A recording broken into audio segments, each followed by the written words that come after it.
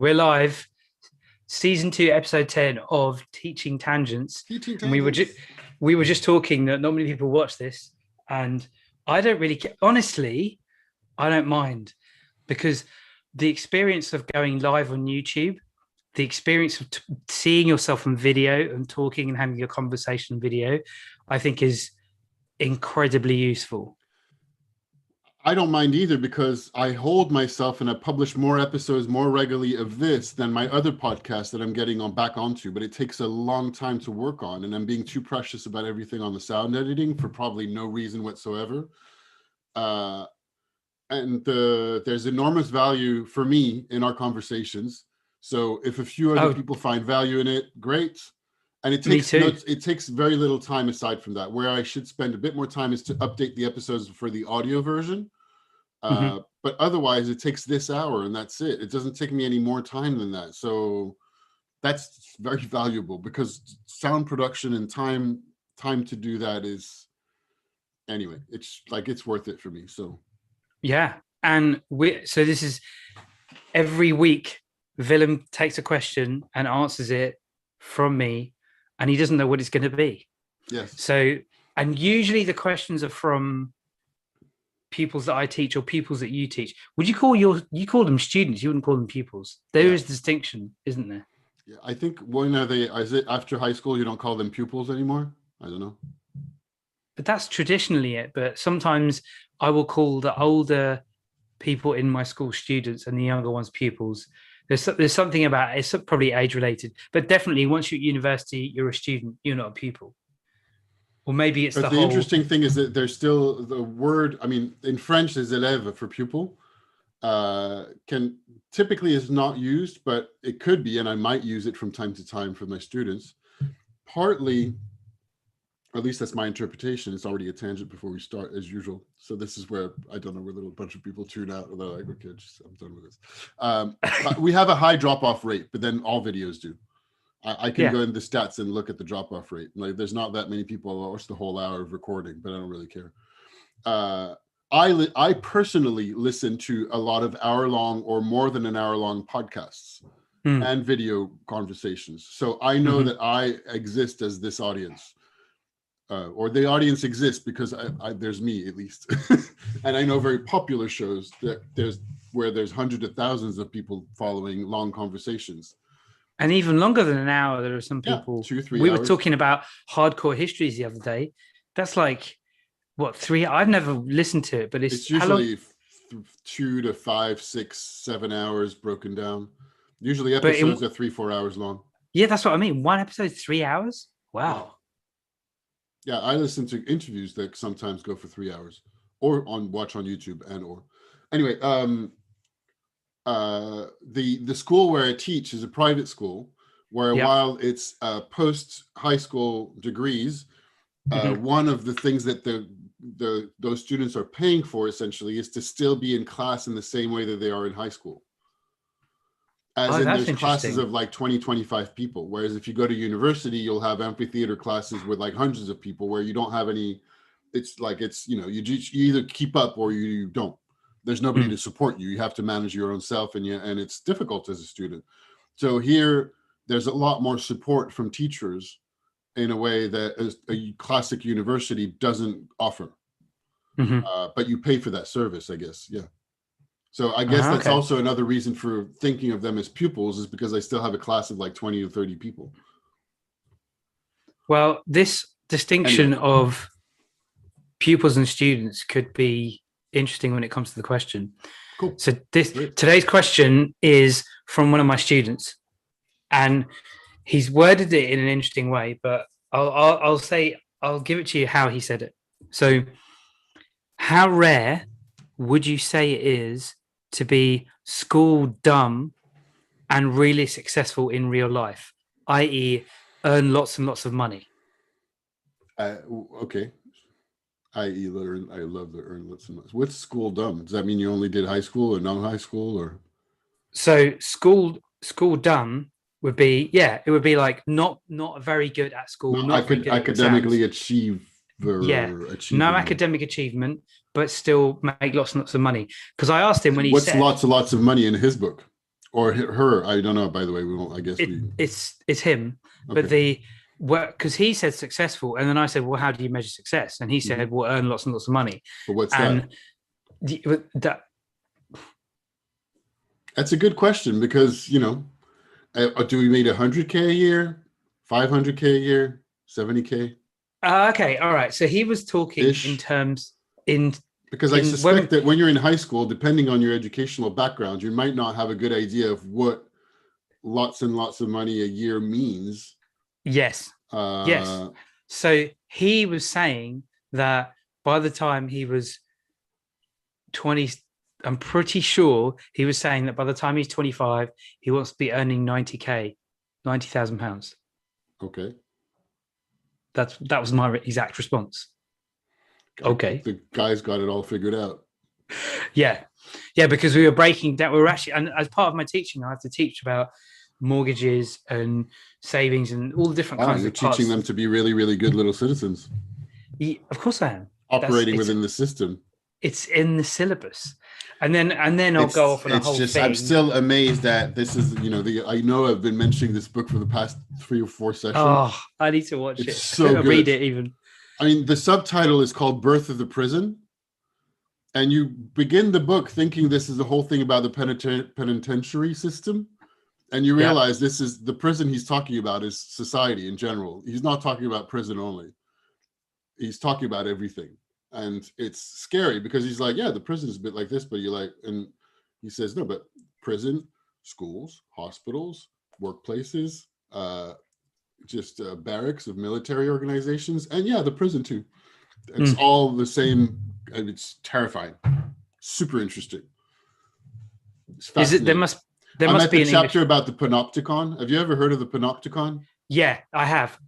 It's Bentham's Panopticon is a concept. And it's just, and by the way, his concept was meant to be not only for prisons. It was meant to be for just anything. No, I thought it was just prisons. The concept is used in many different ways, as in, how can we organize space so that the space makes it easier for a few to watch a lot of people who are supposed to be doing or behaving in a certain way. So anyway, for anybody who doesn't know, the model, and it's the model that most prisons are built on, but this is like the ideal model that he drew in the 18th century. So this is not, this is like, I love it, how old it is. Late 1700s. Like I think he drew it in, I have, it's in the middle because there's like images in the middle of the book about the Panopticon. And the Panopticon, it's a really interesting idea when I think about school, and as a teacher, so much of my movement around the room is where can I stand so that I can see the most number of pupils? Exactly. That's the same idea. Can I make sure that they're all sitting down and I'm standing up? So I'm reinforcing the hierarchy. I don't have the year here on this page, so I don't know if you can see. That's what I've seen. All right, so this is the concept of the Panopticon. So it's a round building where so you have one central unit in the middle where you have the people that are the guards of the prison, you would imagine, if it's a prison. And all around, so light comes in from the outside, so you have like lights, and all the cells are open onto the inside. So the idea is when you're in a cell, you cannot see to the sides. You have light coming in, and you can see to the you can't see anything because but the person in the middle can watch the whole prison. And that, so it's a double use. If you're prisoner in there, that at any time somebody can be watching you. The light goes against you, so it doesn't take much effort of the person in the middle to see because you're against the light. So okay. So it doesn't take much effort to just glance and see what everybody's up to. And you have a central position of power that observes everybody. And so the main concept being, how do we organize space in such a way to facilitate a few to manage the behavior of many people? So behavior including whether somebody's watching you or not, that you can be. Which is also the job of cameras out on the street. They're a deterrent. Now, later in this chapter, there's also a whole thing about how cities managed the plague, which is just in the context of the pandemic, massively relevant, fascinating, because it's the wow. same kind. It's so good. It's very, very, very scary to see how it is everywhere. And just as you said, you look at where you can place yourself so that you can see the most students possible, because schools are organized in this way. And so this is trigger warning. I should have put a trigger warning before, because people can be very reactive to this, because it's quite a delicate topic. The point is to think and make you think about the system. The point is not to denounce it as wrong necessarily, but it's this is why it's a philosophy book, is to encourage you to think about a certain way, everything in a certain way, and to look at how systems of power are organized, particularly in this area of how do we organize space to facilitate the docility and organization of people. Now, okay, so I brought us on a whole big tangent because I mean I'm in the middle of this book and it's quite fascinating. I think it's relevant. I'll make it relevant. So no, I have no worries about the fact that it is relevant, and I'm going to bring you might have idea why. So I didn't think I would start the question by answering the question there, but one of the ways in which it's relevant, I believe, is also in having people think of standards. One of the standards being like, how much should I be earning when I'm 25? Yeah. In order to have a good life that I want. And which is also interesting that this person asking the question is, I don't know if lazy and ambitious is the right combination, but I like to think of myself in that way. I'm both lazy and ambitious. I'm like, all right, cool. So how can I get the most out of life by doing the least at school right now where I am, which is kind of interesting. Because there is a reality to anything that you want to get good results out of, like whatever you want, wherever you want good results in your life. The truth is you're gonna have to work at it. Yeah. There is no, I mean, there might be shortcuts and pathways and luck is involved, but you have to you have to create your own luck. And that usually means working hard to create opportunities, to have good opportunities show up. Just like, this is, or the sports analogy is to remind yourselves, I can't remember what Jordan said exactly about, he's won so many, but he's lost a lot. Oh yeah. And all the athletes, all the ones that are the best athletes in the world failed a lot. Yeah. Because they practice tons and tons and tons and tons. So they put a lot of effort in, and sometimes they were lucky. But they were lucky, but also because they put a lot of effort in, because you have a lot more opportunity. So probabilistic, like from a probability standpoint, if you do put a lot more in, you have a lot more probability of like chances of potentially having things that convert in a positive way. And that have you seen contact sales, making money, etc. Yeah. Have you seen the video of Ashton Kutcher, of all people, doing an acceptance speech for some teen award? Maybe, I don't know, probably over 10 years ago. He says very similar things to what you just said. Opportunities look a lot like hard work, and the people who make the world around us and made all this stuff that we think is great are no better than us. They just had an idea and followed it through. He says like that kind of stuff. It's very interesting hearing him say that, because he was, and it was like textbook, say what you're going to say it, and then say what you said in a very short, like 3 or 4 minute speech. And he was obviously very aware of his audience, because the people watching him accept this Teen Choice Award are all young teenagers. So I thought that was a masterclass in having a platform and making a point and really having an impact. And it was very similar to what you said. Like, if this pupil of mine is going to be earning 90K by the time he's 25, then what's he got to do now to get there? It's going to look like the hard work, and they're making the most of the opportunities, maybe. Yeah, which also makes me think of another tangent on the problem with that is you're thinking linearly. Yeah. It's not a problem, but it can be, because it doesn't allow for breakthrough results. Well, if you want to make a lot of money, if you want to create big results, you have to somehow look for, okay, well, what's the breakthrough there? But I think we should circle back to that one at some point. Yeah, but I do think that building up, I've noticed it from playing guitar. Like I'll practice the same kind of thing, and then like drills or whatever it is, and then one day I'll be listening to a piece of music, and within like less than 5 minutes, I've worked out an entire song, the chord structure and the whole thing of the song. Just like there's a jump in my ability to do things like that because I put the hard work in.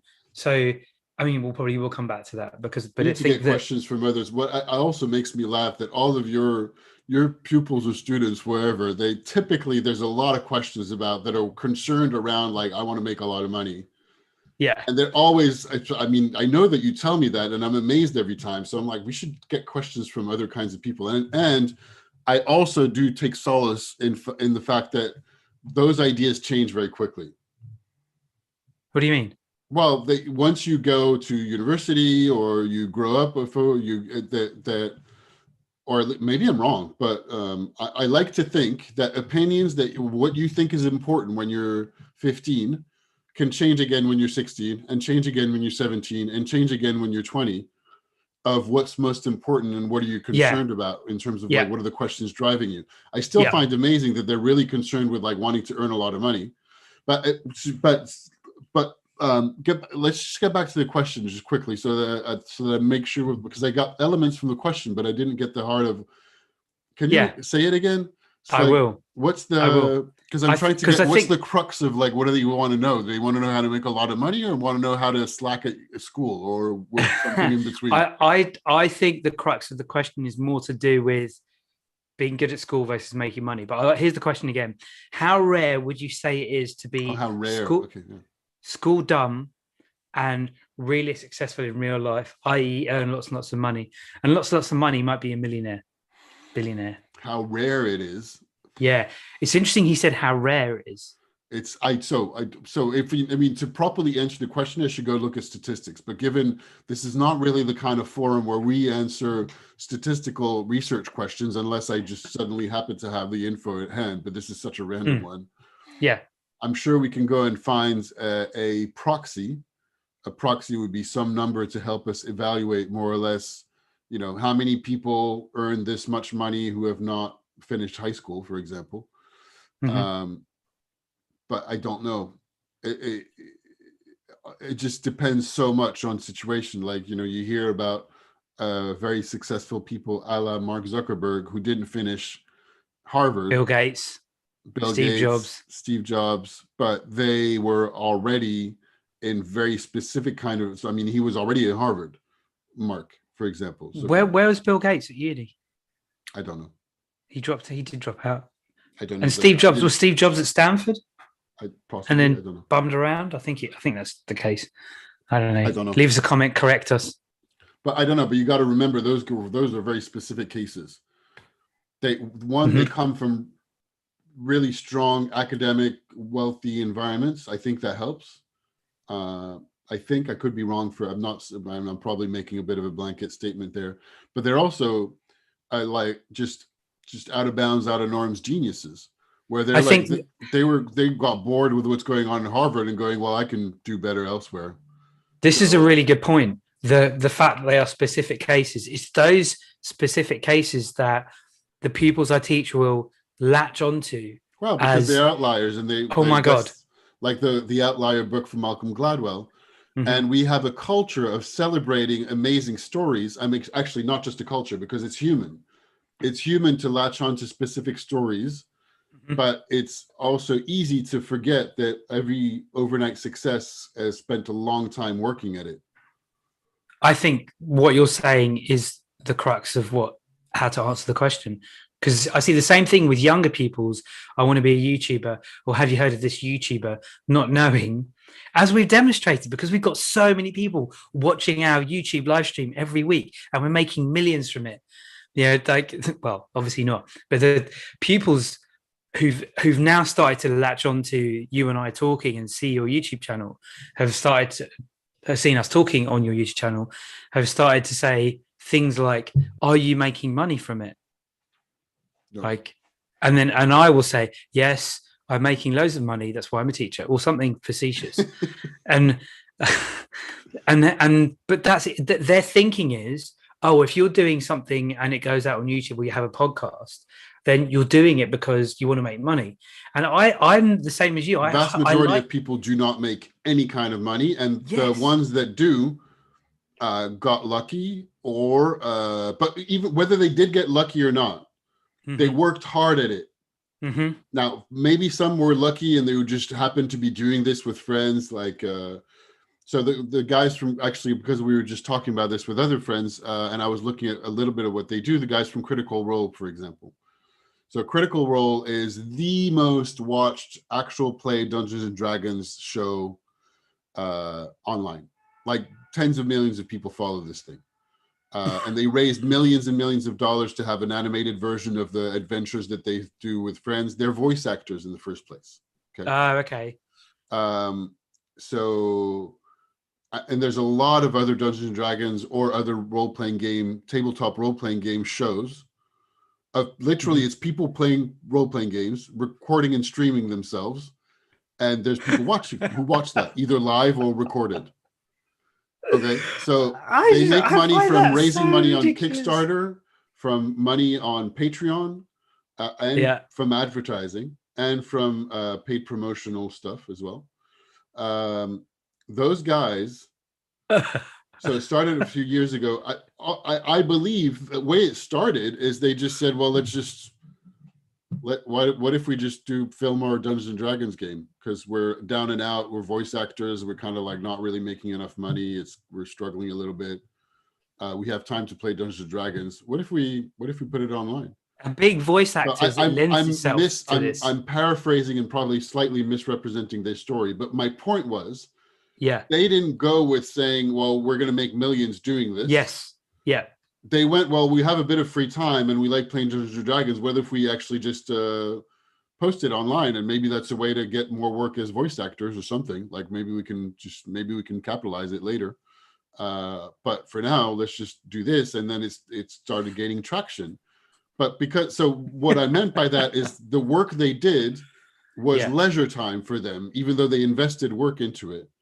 So I would need to go and look at the exact story. Now, other people really conscientiously put a lot of effort to say, like, I won't want this to be a career. But there's also tens of thousands of people that really put serious time into it and want to make money and struggle big time and don't make any money from it. Like I was hoping and I'm still hoping in it, but also the other thing is that when you're not making money from it, it's extremely difficult to quantify what value it has. It really depends how that fits within your career. Can you say a bit more about that? That's a really interesting, really powerful point you're making here about. I think not really answering the question, but it doesn't really matter. It doesn't matter, because I think it's still useful to the question, because you're making a point about, I think, the free market, what people want, providing value, that kind of thing. I think. Well, look, for example, I started my own podcast, the Ice Cream for Everyone podcast. One, I wanted to do a show. I had been thinking about it for a while. Why are you laughing? Because I was on episode 1 with my beard against the mic. Yeah, you are in episode 1 of the Ice Cream for Everyone podcast. You are. Still. Yeah.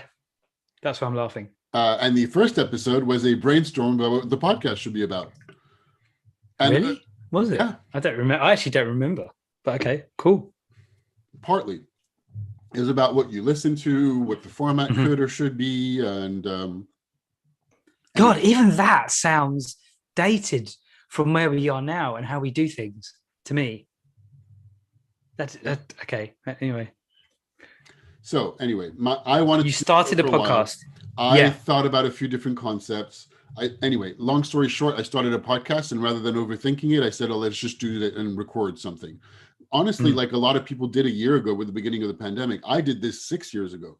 But a lot of people started that just like we're doing now. And there's so many more shows now, tons, because of everybody doing video and more people doing podcasts. So it only got more difficult to be noticed. And I thought, okay, well, I'm going to do this, and it's going to allow me to, one, have an excuse to ask for coffee and conversations of people that I find interesting within my industry or within game design, and there'll be an incentive for them to say yes, but more like over and above just, yeah, I'd love to have coffee with you, but I don't have time. Why would I do that? You know, just like you're a nice guy, it'd be nice to talk, but and to help promote my image as in the industry, which I know that it does, but I have very little feedback about how it does it. And not that many people watch or listen, partly because I don't invest enough time into finding out exactly. Well, there's a few different reasons for that. One, I don't spend enough time. Two, it's just very difficult to know regardless, because most of the people who listen, you have no idea who they are. They don't give you feedback. They don't put 5-star reviews. They don't post comments, just like ours. There's not a lot of people that watch. On YouTube, it's even more obvious because you have the number of views. Number of views can tell your students, whoever watching, oh, nobody's watching these guys. They're not very popular. And I know that they tell things to you like, I could do a lot better. And I'm like, again, please do show us. Yes, exactly. Because the student that asked this question is also the student who said, I could get TikTok famous really fast. And I'm like, okay, go do it then. Yeah. Has he done it yet? Nope. Okay. You need to start picking questions from people who like just they're posers. But however, I also know that from time to time, just like now, actually, it just happened. One person who just published a book got in touch with me on LinkedIn who wants to be on my podcast, even though I hadn't been publishing since last year. It has staying power. There's a few podcasts that are doing probably a lot better than me in the same area that I'm in, like my professional area. But I know that people have enjoyed my podcast. I know that people have listened, that they say they really like it. So I know that it also carries a certain weight in terms of reputation, even just when I introduce myself and I say that I have a podcast. When I go to an interview, when I talk to somebody, but I have no idea what it's worth. I can't equate that into financial value. And I don't have enough people listening to make it, to make money from it. So your students thinking that to make money from a show is really challenging. Really challenging. You're either very specifically within a niche and you have the right contacts with businesses to promote products. So you you live from product placement. Yep. I know people who do that. It's probably the most likely way that you can make money. But you have to be in a niche kind of environment. Because if you just do makeup, for example, like tons of people do. I know, it's ridiculous. Millions and millions. Yeah, I know this because of my wife. She like makeup videos, and baking and cake videos. Oh my God. So many, and even more, like way more since the beginning of the pandemic. Yeah. So if you're a makeup artist and you manage to have success with your channel, then there's a different kind of, so there's multiple ways. So one way is product placement. Another way is, of course, the number of people that you're going to have watching. And then you start advertising. So you're a part of the partner program on YouTube. And you are, or for example, it's like YouTube because we're streaming through YouTube right now. So this is an example. But or Instagram, whatever you're doing, but you are beholden to the system that is owned by Google or Facebook. Yeah. Or TikTok. Whatever. And we are in the prison again. Yeah, and you're in the prison. So what that means is, I mentioned this because people are like, well, yeah, you can make a lot of money. But I'm like, well, yes, you can. But remember, all of this is owned by the platform. So the day they change the rules, you have to go along with it. And their goal is not to make you money, it's to make them money. So as long as it doesn't mean they're going to cut you off, but they will change things to make their lives better, not necessarily yours. If you are a content creator and an influencer, you have to know this because you are just, of course they have, in the grand scheme of things, the influencers weigh a lot and they have a voice and an influence on what YouTube does with their platform or Facebook does with their platform somewhat. But you don't have it. It's not a democracy. They own it. So if is it too much to say that they own you? Like if you're an influencer, they own you. Is that too much to say? I don't know. Yes, no, maybe. But I do think what you've done is you cut right through to some of the key ideas in the question. I don't think they're tangents, and I think you're going underneath the question in a way that speaks to what this particular student is talking about. It's not about yes, it's about trying to make money, but he's also asking a question, I think, about the school system and what school does to people. But And I'm wondering what if we he's talk about asking a lot. whether he can slack off as well, which is kind of funny, or how rare it From is. what, I mean, honestly, ultimately, how rare? Yeah. From what I know about the student, I don't think he's asking about slacking off. Okay. I think it's more about the pressure that there is on students to constantly get A grades, but that's not necessarily a predictor of how hard you work or whether you'll be successful. No, I mean, presumably, if you've worked hard enough, you get better grades, but that depends. Now, how rare it is to earn a lot of money, and I don't know. I have no idea. It depends. But if we're talking about millions upon millions, well, it also depends where you come from. Where you come from So depends. those examples, if you already have millions in the bank, it's easier to make more, regardless of your academic achievements. Yeah. Because you're like, well, you already have money working for you, so you can make a lot more. I don't know. You may have more opportunities to be, I don't know, like getting a, regardless of, like, if you, without having necessarily tons of money, if you come from a family that has a business of some kind, of some sort, and you end up not having an amazing academic achievement, but you have a assured role that you can go and you'll go and work for your family's company and have a good salary, and maybe, well, your family owns it, so you have a good salary and you have interest within the company, and then I'm sure there's a lot of people, and I don't know how rare that is, but there's a lot of people for whom that happens. Maybe that's not tons of money to the level that he's thinking of. I don't know. But you don't need to have super high academic achievement to enter your family company or something like that and make good money and have a good life. I don't know. I can certainly think of, depends what you're looking for. Yeah, I can certainly think of quite a few people who I've taught over the years who fit that category exactly. So it is a very interesting point about this. I don't know. I wanted to ask you, how much do you know about Elon Musk? What do you think of Elon Musk? I don't really have any thoughts about Elon Musk. It's one of those characters, even more so that I've just kind of dropped off a little bit of social media. I know that my students, or several of my students, admire him, and because they did reports on, chosen to do reports on him and Tesla, and love the zaniness, out there craziness of the character, that he's very on top of like what's trending on social media, and he does a very good job at tweeting little but getting maximum PR out of one tweet, because he tweets on like what's current within internet ephemera or trending. He seems to be taking an enormous amount of risks with his business. But honestly, it's one of those, I should know more about who he is and what he's done in his life, but I don't that much, to be honest. The reason I ask is because he's very dangerous. Some people think he's you need to take that kind of risk to be able to move the game forward, and that he does that in a good way. I don't know. I don't have an opinion, to be honest. I've not looked into him enough to have a formed opinion about what I think of him. What do you think? I mean, the reason I asked the question is because, just like you said, loads of my students think he's amazing. Oh, he's so great. He's so cool. He's the richest man in the world, and all that kind of thing.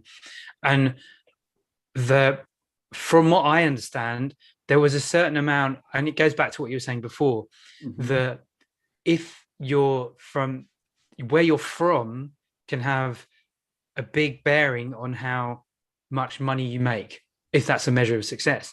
And from what I understand, he had a pretty good kind of upbringing, which has allowed him to inherit whatever he needed to inherit, or build on whatever he had on to take all these risks. And not everyone is in that position. And that I think is something that certainly my students underestimate. And one of the frequent things that I'll say in class is, you're in a very privileged position. you're in a part of the world where you go to a private school in the southeast of England, just outside London. You know, you I think are. the most important thing is to be able to do things in your life to allow you to realize that there's a lot of people living very differently than you. And a check your privilege thing is so important. I think you should traveling edit gives that you clip.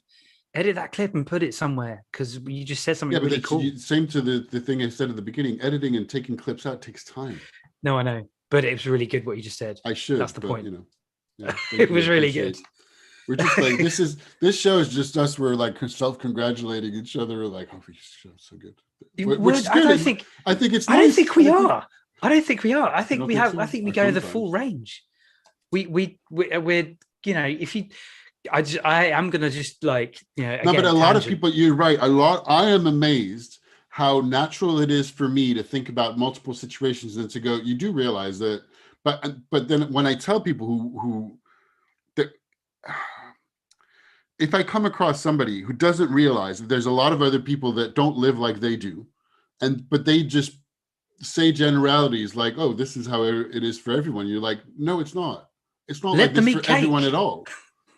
And you don't realize this. And I'm very worried that most people do not realize that if nobody else lives like they do, not nobody else, but that they're in a privileged position. And your pupils, I think it's important for them to realize, and for everybody. Yep. To have a chance to realize, and that is one huge privilege, is to have a chance to realize that other people live very differently, have very different cultures, very different upbringings, very different means, very different, that it's mind-boggling to try to imagine how different it all is. And of course, on a day-to-day basis, I don't think all the time that everybody lives differently, because you can't operate otherwise. Mm-hmm. But it is, I think, absolutely essential to realize that people don't live like you. And that you are in a privileged position, or not, depending. But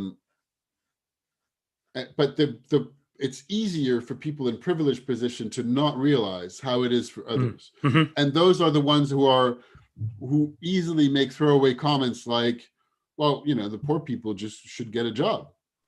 You're like, what? Or things like, well, why are all those people in America working 2 or 3 jobs? If only you worked one job that paid twice as much, you'd be sorted. Yeah.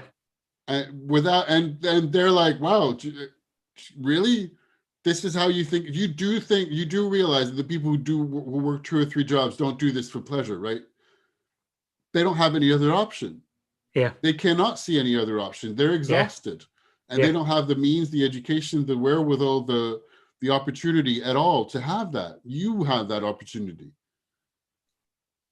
And anyway, this is taking us a little bit further. So actually, if you have that opportunity, don't squander it by thinking like, well, how rare it is. Now, on the grand scheme of things, back to the question, if you take the grand scheme of things from a global perspective of the nearly 8 billion people on the planet, it's very rare. Yeah. It's very rare. If you take the whole planet together, it's very rare to have no academic achievement, no school, and to make tons of money. Mm-hmm. Or you were born into it. But it's it's still rare. Because the vast majority of the planet makes little money. Mm-hmm. But that's not the only way to measure whether you're living a good life. Mm-hmm.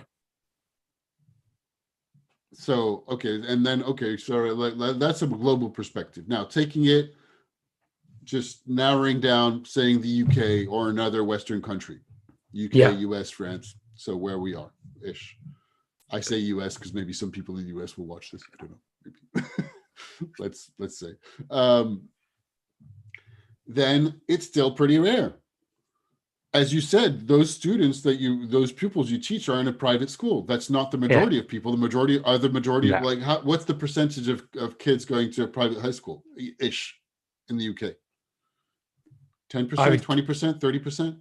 I would guess between 10 and 20%. Okay, so you're already in a minority. Yeah. To begin with. So Now, that's not answering the question, because you could go to a just a normal school, or not public schools, because public school is, how do you say the public It's school so is in the the expensive school in in the, the UK. So it's wait, so how yeah, does in that the work? UK it's so silly. Public schools are the super expensive private schools. Yes, but how do you And call state the schools? state schools? State schools. That's right. Yeah. That's the term. So you could go to a state school, and you're probably more. There's more probability in this question of somebody going to a public school and still making lots of money. Possible, yeah. Mm-hmm. Is it rare? I don't know. Again, like, what's a lot of money and what's rare? Probably yes, I would say. Probably still fairly rare. Of course, possible. Everything's possible. Probable, probably not. It is a bit frustrating for me as a teacher to see. And making 90K when you're 25 is both a lot and not. But yeah. It's kind of probably it's more or less the norm if you do very high degree studies and you're starting in I don't know, an investment bank or something like that. I'm making this up, like a big consulting firm, but still 90K seems high. Yeah, in the UK.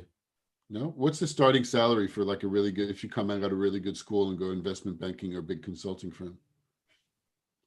50K, 60K? I don't know. Well, I know that some of the people who went and did a higher apprenticeship, so they didn't go to uni, they went and got an apprenticeship at a place like Deloitte or whatever. Yeah. And of course, what people don't realize when they start that is they're already taking really good students. And if you don't pass the exams, like the professional exams every time, they kick you out. Because they only want a return on their investment if they're going to spend money on you. Sure. So you could be, before you're 30, so someone I tutored, he's now what, 20, he's probably like 24, 20, 23, 24. He's on like 60, 70. Okay. And he worked really hard. He's very street smart. He knew how to present himself and communicate. He did an internship at one of the big 4 or big 6, and he went where the opportunities took him, and he's doing really well. I think he works at HSBC now. Cool. But again, is he the exception? Probably. Because people so it's still, how rare it is, I don't know, but it seems to be pretty rare. Yeah. Not to say it's not possible, but exactly, of course it's possible. And it brings us back to the beginning point. It's like, whatever you're going to get up to, you're going to have to work hard at it.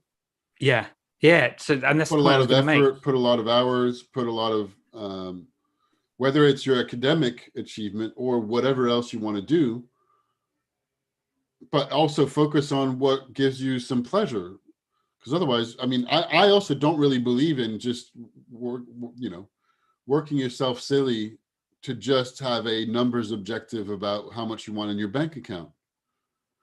Well, okay, not wrong to do that, but that's I know your students typically, you keep telling me that they're not interested. I'd probably come across as some communist hippie when I'm. Well, they say that to me. Oh, so you're a communist then? No, not communist. But by the way, talking about communism, I went to a bookshop because I started reading some philosophy things. So I was like just browsing through and I came across because I didn't know, this is silly. It's Karl Marx, The Capital. Yeah, that's Karl Marx was the Capital is a 3-tome book. So the first tome is like this thick, and then tome 2 is also this thick. And I was like, I was wondering, maybe I should read Marx because really to understand a little bit more of the basics of like, what did he actually say? And then I was like, I looked at The Capital. I was like, okay, maybe I'm not going to read that one. I'll just start with this small one. That's like he's written a few small books about. I'm pretty sure the Communist Manifesto isn't very long. The Communist Manifesto is the one written with Friedrich Engels, which is very small. Yeah. So I'm like, I might read that one first. Capital. I'll listen to the podcast summary of The Capital.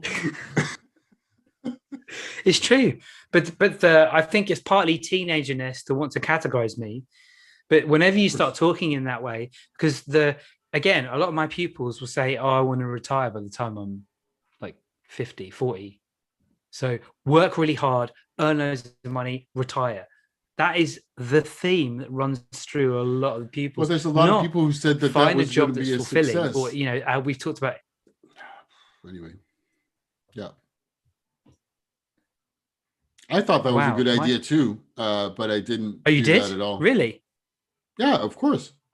When you read about it, you're like, oh, that's a great idea. Work hard, make a lot of money, and then retire.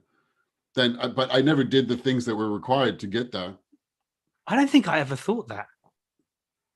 Yeah, when I read stuff like the 4-Hour Work Week and other articles of people doing that kind of stuff, and there's a lot of articles about how I made it big and made a lot of money and retired when I was 40 and living off of my investments. Sure, but of course you read it. I'm like, oh yeah, that sounds like a good idea. And then I never did anything like it. But I also don't want to live like this.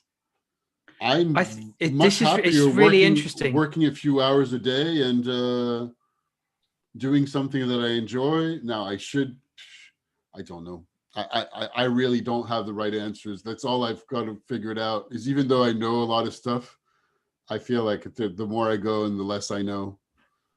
And people have started since last year coming to me and asking me questions about what I'm doing. And I'm like, I'm happy to talk. I really don't feel like I have answers, even though you ask me questions every week and I have answers. I feel like I have no answers, and I'm always like, I don't know at all. I'm happy to share my experience, but I don't know that There's I'm a so model many people whatsoever. So many people go through life thinking they know the answer.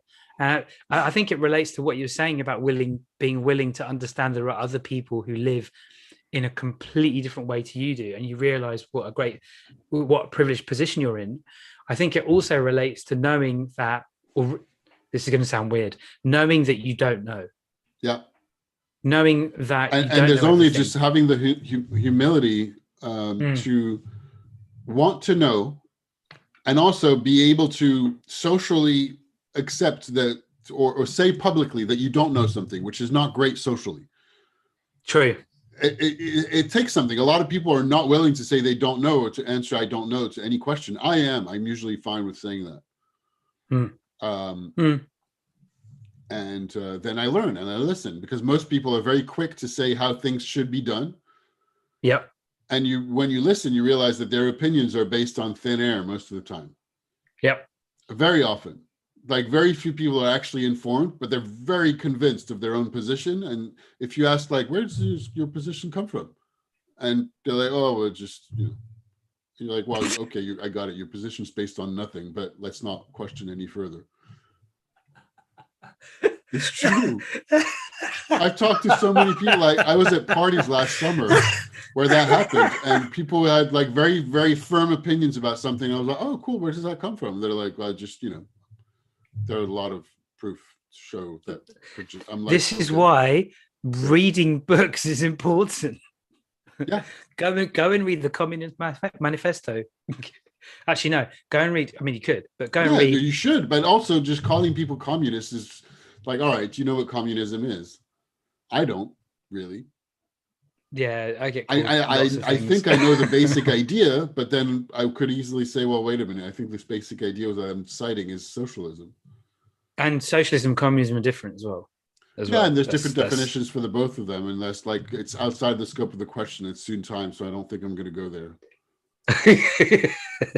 I mean, we could, but no, it's there was something else I was going to say about what you're saying, the question, but it's gone out of my head. Never mind. The Maron show is the Marc Maron, the comedian, the American comedian. His special on Netflix that was published last year, just before the beginning of, so like in January, February last year. It's great because it starts like that. And I've cited it, I've quoted it a few times, but it's a great, great show. It's pretty cynical. It's very funny, pretty dark, but it starts on that side. It starts on, did you notice that like most of the things that people are ready to, like their opinions they have that they're ready to die for, are based on really not much. Like if you really just it has a very thin veneer of knowledge. And if you just question a little bit further, most of the people have very firm opinions about that they identify with are really based on, I think I read or heard about it somewhere. This is really good. I remember what I was going to say. So I don't know, being willing to say I don't know, it reminds me of reading when I read the 21 Lessons. Mm-hmm. He talks about being bewildered and working, like being willing to go. It's all like, oh my gosh.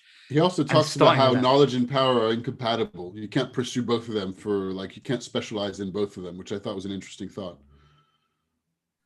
Oh yeah. Also interesting, I talked about it with my little brother and he was like, yeah, it's interesting. However, there's a lot of people in power who do have a lot of knowledge and they read and stuff. And I was like, yeah, it's true. I mean, somebody like Bill Gates read tons of things. He is very knowledgeable. Yeah. But when you're pursuing both, and if you're at the top of your game and what he meant by you can't pursue knowledge and power at the same time is somebody who's a president or the prime minister and has like a schedule of things he needs to react to all the time, does not have time to have the full knowledge of the things he needs to make he or she needs to make decisions about. So he or she delegates all of the knowledge to other people because they need to react and they have the power to get things done, but they don't have enough time to find out the ins and outs about everything that they're making decisions about. And that sense has been heightened with the pandemic, I think. That everyone is reliant on someone else and everyone's making decisions based on very little or whatever they can get or who knows what. And I suppose maybe it almost goes back to what you were saying about people who are basing their own opinions on not very much. Well, we all do. We all have those. Oh yeah. We all have those. But to get back to the question, I would also say, and this is the same question, same kind of points for all your student questions about how do I make lots of money? Stop worrying about making so much money. I know I might sound like a hippie for saying this. Worry about making good stuff. Worry about working hard and doing good at what you're doing. Worry about gaining mastery of what you're interested in. And if you take pleasure in what you're doing, that's more the Japanese concept of not ikigai, the craftsmanship. Where is that? I can't remember the name of it. Not ikigai? Oh. No, it's another idea. It's the idea of, let me find it. I have it here because I talked about it in a blog post not long ago. A few months ago. It's. So while you're looking, you're saying about the mastery. Yeah. Get good at the things you love. Try lots of things. Find what you love. It's not the shokunin. It's the idea. Oh wow, shokunin. And that is. It's the Japanese word for artisan or craftsmanship. And it's the idea is included of always getting better at what you're doing. So shokunin, the quote that I have is shokunin means not only having technical skill, but also implies an attitude and social consciousness, a social obligation to work your best for the general welfare of the people, an obligation both material and spiritual.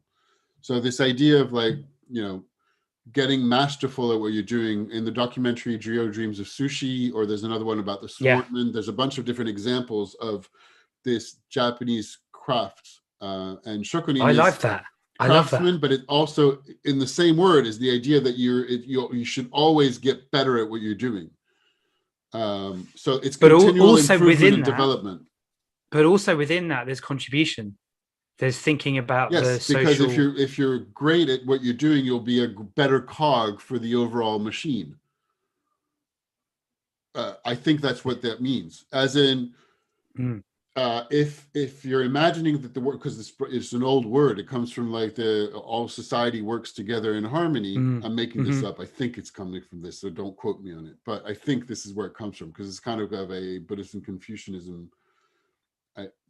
Actually, I'm going a little bit too far. I think I'm kind of talking out of my ass there, but it happens to me. But the idea being that if you are a craftsman, a blacksmith in your village, in the traditional sense, you are a cog. You're a function. You have a function for society to work out. Well, so you provide to the community that you're in. And the better you are, the more you provide and the better value you provide to your community. Now, it's not exactly, it might not be true anymore, but I think there's a lot of value in it, and definitely Shokunin comes into Ikigai, because Ikigai is all about living a fulfilled life. And the Japanese talk about one of the aspects of living a fulfilled life is taking pleasure in what you're doing, and taking pleasure in work well done, which is that idea of craftsmanship is in there, and the idea of mastery. So rather than worried about like, what is it that I should be doing, and can I have not a lot of academic achievement, is worry about being great at what you're doing, worry about what you're good at, and that's back to Ikigai, what you're good at, and worry about being great, and going from good to how do you get good and how do you get great. And that naturally leads you to putting a lot of practice in, and the practice gets you improves you, and then you get into this idea of continual improvement and development.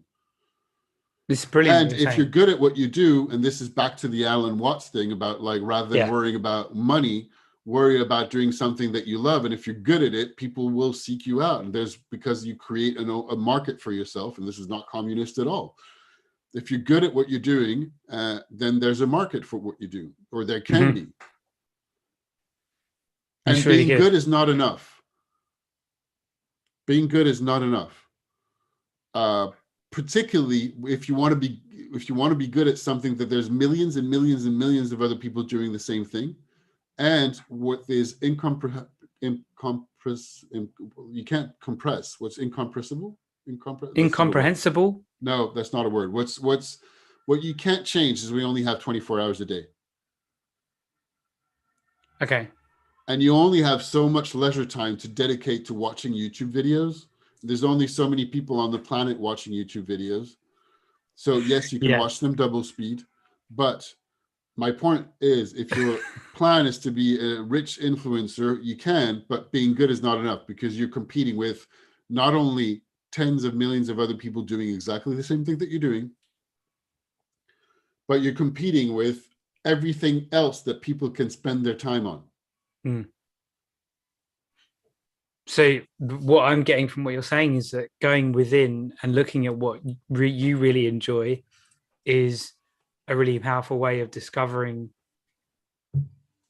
autonomy and mastery, and finding what it is that you can maybe even make a living from, make a difference maybe, with. or just, now I'm talking about the YouTube video thing, entrepreneurship, because that was another question that this conversation makes me think a lot about the how do you get started entrepreneurship episode that we did. But it could equally be the example of the old student pupil that you mentioned, who works at HSBC and who worked at a big consulting firm, and you put a lot of time and effort, and you go work for an employer. Yeah. Like most people do. Yep. Now, is it lots and lots of money? I don't know, but like, why do you need a lot of money again? And what's a lot of money? Do you have an imperative? But aside from the imperative that I need to be rich and retire when I'm 40, I'd be a lot more reassured if there were more people worried about how do we save this planet rather than keep destroying it. Yeah. And I mean save as in just make it, like, keep it inhabitable, because that's kind of worrying that it's not, or it's quickly not. And the kind of thinking that leads us to, like, how do I get the most out of a little amount of time, probably for myself, I think doesn't move the needle in the right direction. And I'm not a saint. I'm not a saint of ecological and environmental matters. It's never been my focus, but I know it's important. It's important to look at how do we live all together on this planet in a way that we stop destroying our own apartment and our own environment. So, and the way to do this, to bring it back to the 21 lessons in Yuval Harari and a lot of big thinkers, he's not the only one to say this kind of thing, is to think globally. Because we are, I say we Western countries have been throwing our dump into big things in third world countries, which doesn't work anymore, because like the air that we're polluting is ours too. So that's kind of big problems to solve that are really worth looking into, that are more important than how much money you're going to make and whether you're going to be able to retire when you're 40. Also, The other thing is we're presumably going to be living longer and longer. So 40 is halfway through your life. Now, retiring when you're 40 is fine, but what are you going to do with the rest of it? Oh, that's a great question. It's a great point. Great point. I mean, great for you if you retire at 40. Good for you. But what does that even mean? Yeah. Because you're still going to do stuff. Yeah. And if you dedicate the other half of your life to environmental matters, great. Why not? I mean, why not? But all of this brings us back to like looking at how the rest of the world lives, whatever that means for you. And the rest of the world is talking about the majority of people who don't have those kinds of opportunities. And if you are privileged enough to have the kind of opportunities, then have a look at how other people are living. Now, I know that for the past year, it's not been ideal to travel anywhere, but traveling is a good way to do it, and traveling independently and walking around and leaving the safety of the backpacking house where you stay within your own environment. That's not really traveling. Now, traveling, you won't necessarily have a really good idea of how people actually live, but putting yourself in a different kind of environment for a while, at least just shows you there's a different life. Just taking the local bus somewhere and wandering around a city, that's what I've done.